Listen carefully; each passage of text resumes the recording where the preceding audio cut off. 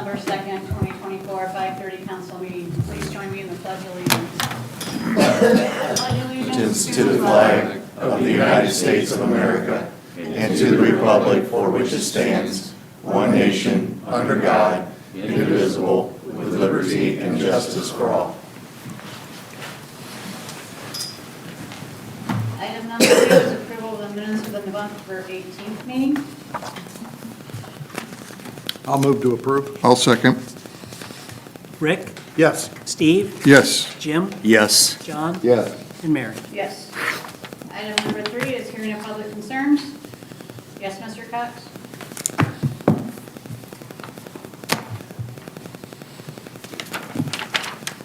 Steve Cox, Huntington Drive, Bryan.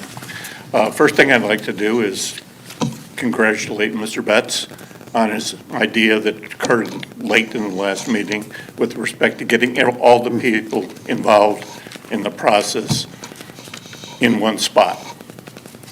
And the only comment I would have would be, can we pick a neutral place?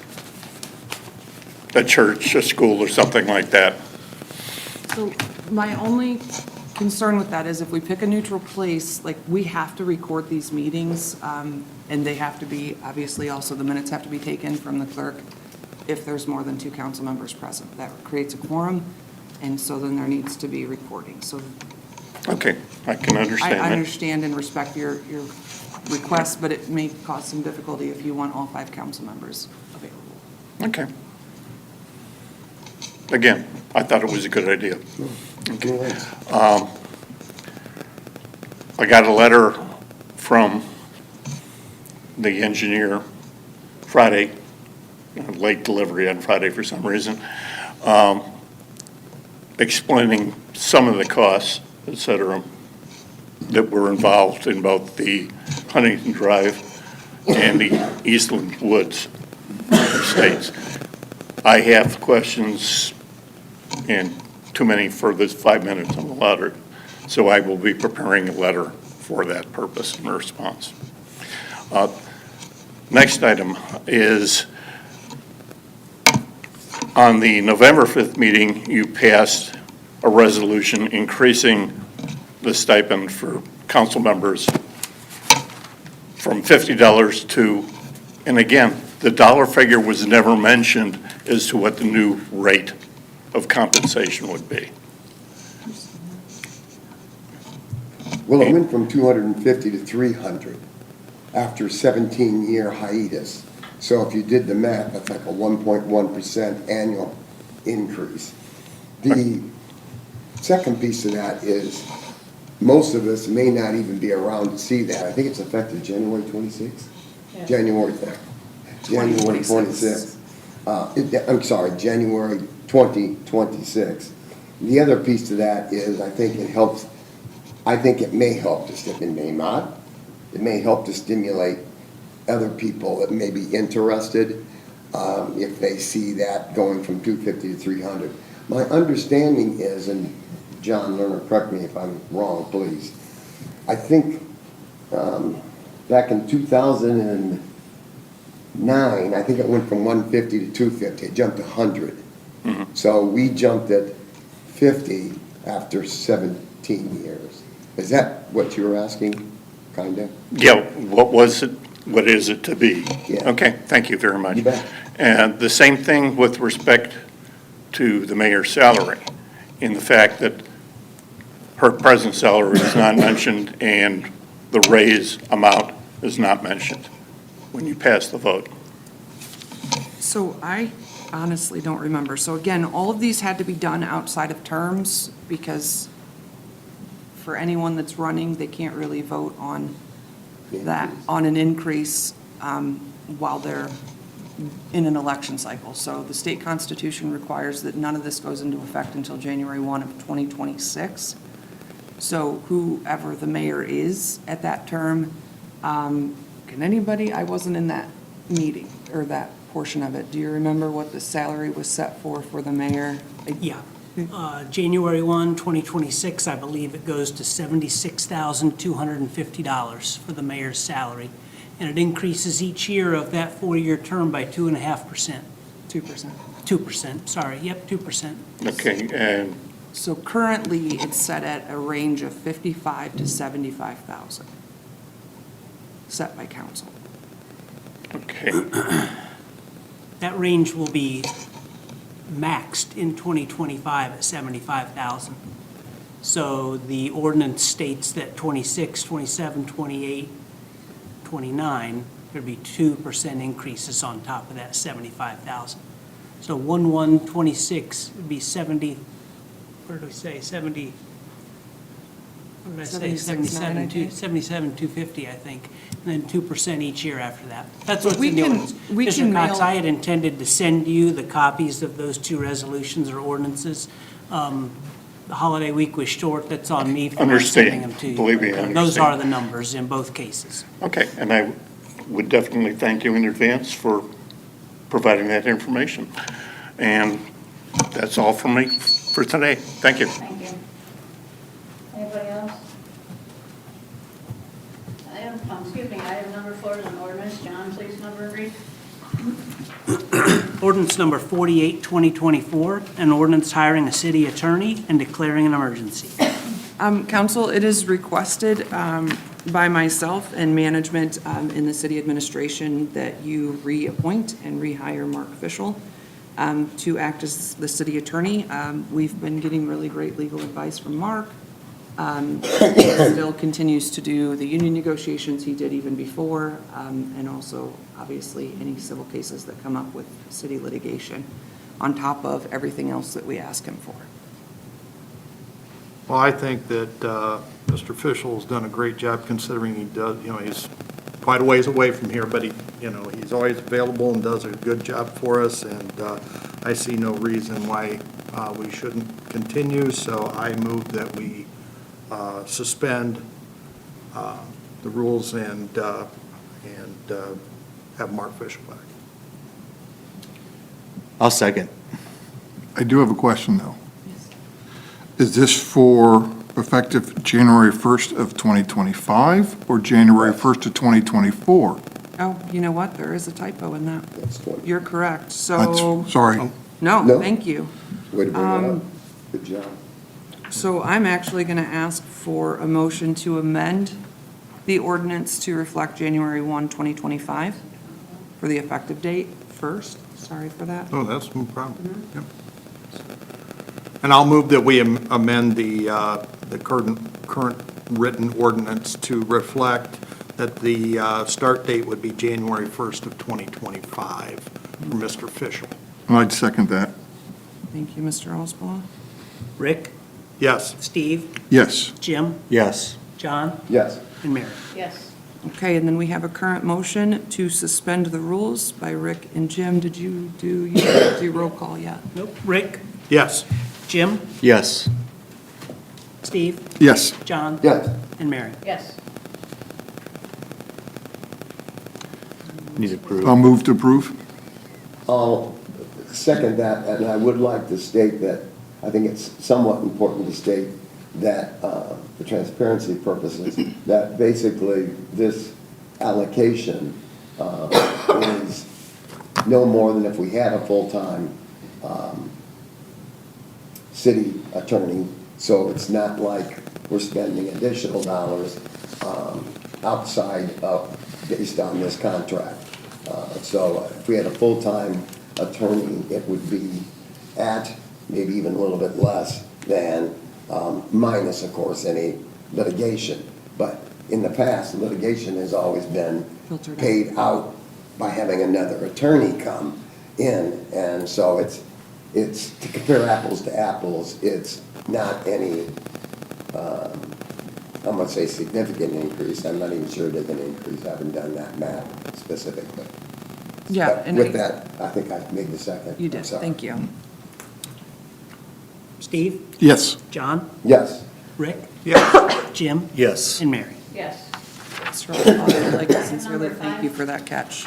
Item number 5 is an ordinance. John, please number and read. Ordinance number 49, 2024, an ordinance providing for the transfer of funds for the city of Bryan for the month ending December 31, 2024. All the items in this ordinance were included in the 2024 budget. These actually wrap up the transfers that we're making for the year 2024. And I think in every case, we utilized the full amount of the transfers that were included in the budget. I move to suspend. Second. Steve? Yes. John? Yes. Rick? Yes. Jim? Yes. And Mary? Yes. And I'll move to approve. I'll second. Jim? Yes. Rick? Yes. Steve? Yes. John? Yes. And Mary? Yes. Item number 6 is an ordinance. John, please number and read. Ordinance number 50, 2024, an ordinance authorizing the Clerk-Treasurer to issue change order number 1 and final for the project known as 2024 Street Improvements of East Village Addition. Good evening. Evening. This project was Palmer Lane and part of Colonial, and if you remember when we talked about this in the spring, the project had poor subgrade underneath it. We paved it and it was only lasting 3 or 4 years, and we did some testing and found that the stone was bad. It had clay in with it, and it was just acting like a sponge. So basically, inside the curb, we left everything outside the curb. We just went inside the curb, went down 16 inches, put in stone, put in asphalt, and basically rebuilt the roadway inside the curb. Didn't do anything else outside. Similar to what we would have to do on Huntington Drive if it gets to that point where we need to replace it. But it would obviously be more than that because we're not bounded by curbing. You know, we would have driveways to do and some ditch grading, and because there's more to it than just simply paving like I've talked about over and over again. But with that, I just ask that you suspend the rules and authorize this change order. It's a deduct, $17,000. Generally, it was just a little bit of stone and a little bit of asphalt that wasn't necessary, that we estimated but wasn't used. I'll move to suspend. I'll second. Steve? Yes. Rick? Yes. Jim? Yes. John? Yes. And Mary? Yes. I'll move to approve. I'll second. John? Yes. Jim? Yes. Rick? Yes. Steve? Yes. And Mary? Yes. Item number 7 is an ordinance. John, please number and read. Ordinance number 51, 2024, an ordinance authorizing the Clerk-Treasurer to issue change order number 1 and final for the project known as 2024 Asphalt Program. Again, this is a $63,000 deduct.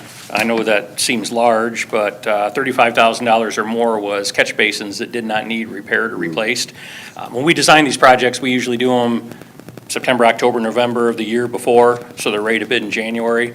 And we work with the street commissioner, and they go out and they see what structures need rebuilt. We're obviously not going to put a new road on top of something that's bad.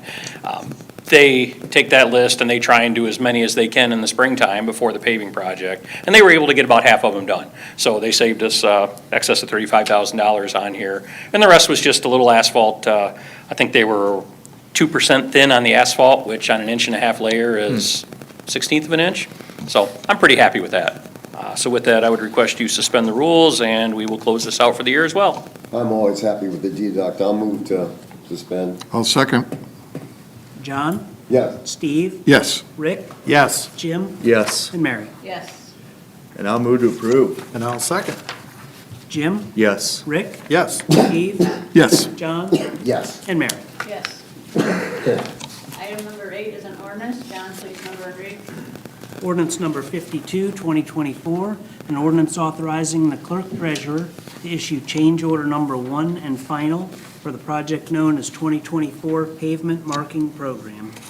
This one, I left you a revised copy up on your desk there. I had a typographical error in it. The legislation was fine. It was just the supporting documentation that I wanted to replace for you. I'd given that to John earlier in the day. $3,900 deduct. On this one, we just use round numbers because we direct them as needed. Certain parking lots might not need striped or whatnot. So it ended up being $3,900 under budget. So same thing, request you suspend the rules and we'll close it out for the year. I'll move to suspend. Second. Steve? Yes. John? Yes. Rick? Yes. Jim? Yes. And Mary? Yes. Move to approve. I'll second. Rick? Yes. Jim? Yes. Steve? Yes. John? Yes. And Mary? Yes. Thank you. Thanks, Brian. Thank you, Brian. Item number 9 is a Frontier Treasurer support letter. Council, as most of you are aware, the Port Authority has been working with Frontier Community Services over the past several years to put together a application under OFA, which is the Ohio Housing Finance Authority. They are once again going to try for that $1 million tax credit, which we're really grateful for because these applications are tens of thousands of dollars that Frontier has to pay. They have been denied the last couple of years, but they're hoping that we've done enough work on the back end with the Port Authority and some things that our engineering department has helped provide with amenities the state did not give us credit for, that maybe we can score higher in the project for next year. So this is an application I believe they intend to file in February, and they are asking for letters of support. So I would request a motion, and if you all agree to that, we'll need you to sign this letter before you leave this evening. I'll move to suspend. No suspension, just. Or, I'm sorry, it's a motion. I'm, move to approve. I'll second. John, Yes. Rick, Yes. Jim, Yes. Steve, Yes. and Mary. Yes. My understanding is we missed it by a whisker the last time, is that right? So 2 times ago, we missed it by 1 point. Okay. Last year, there was a new director that changed the scoring last minute, and we missed it by a lot of points, and that director has since found other employment. And I'll leave it at that. Okay, So we're hopeful again. Good, good. Item number 10 is a liquor permit. Council, you have seen a request several times, but again, this goes into the fact that Lincoln Park is now located where former Lincoln School was, and because of that, when a liquor division is involving changing of name or the owners, they need an extra form of request for you to waive a hearing on. So again, this is get and go. It has been there. It's established. We have not had any problems with them on a law enforcement issue. So I respectfully request that you waive the hearing and allow this process to go forward. Can I just add? Yes. We're actually waiving 2 hearings, I believe. We have a form Yeah. approving the transfer of the permit, and there's a form acknowledging that it's in proximity to Lincoln Park. So the way I have the motion worded is to waive the hearings, plural, Yep. for the transfer and the proximity to Lincoln Park. No, I think that's a good approach. Out of curiosity, if you don't know, get with me later. What's the proximity generally that turns them sour? The limit is 500 feet, and I believe this is within 350 I was roughly. gonna say, it's 330. you gotta go 330? Mm-hmm. Thank you. Well, I'll move that we waive the hearing for the liquor permit. No, good job, Rick. You got it right. I always screw it up. We're going to add an S to that? Yeah, add an S to the hearings. There you go. Hearings for the permit. Yes. and I'll approve. Thank you. Rick, Yes. Steve, Yes. Jim, Yes. John, Yes. and Mary. Yes. That is the items on the agenda. We'll go around. Mayor, do you have anything? I just want to thank everyone that was involved in the Santa Parade, the Christkindl Market, the Christmas season in general in Bryan, Ohio. It's a fantastic time. You know, it starts with the chamber and the utility working together to get the lights on the square. Our head elf, Jim Kozenplak, on making sure the decorations get up, and Mary's involved in that as well. Certainly, the street department, the police department, the fire department. Am I missing anyone? Parks, you didn't get roped into this one, did you? Lucky. It's just a lot of hands on deck. Obviously, you know, with the Christkindl Market being added that Russ and Ann have started, it just brings more people to the downtown. It's my favorite day of the year. Mary and Jim, thank you again for your leadership in the parade. It's also my most anxious day of the year because to put a bunch of kids and Santa Claus in nighttime, it makes me nervous with all the floats, and everybody did a phenomenal job at making sure our community was safe and everyone had fun. Wish the weather was a little warmer, but it was a really, really great night. So I just want to thank everyone involved in that. Thank you. John, do you have anything? I have nothing else. Department heads? BPA? Newspapers? With that, I'll take a motion to adjourn. I'll move to adjourn. I'll second. Steve, Yes. Jim, Yes. Rick, Yes. John, Yes. and Mary. Yes.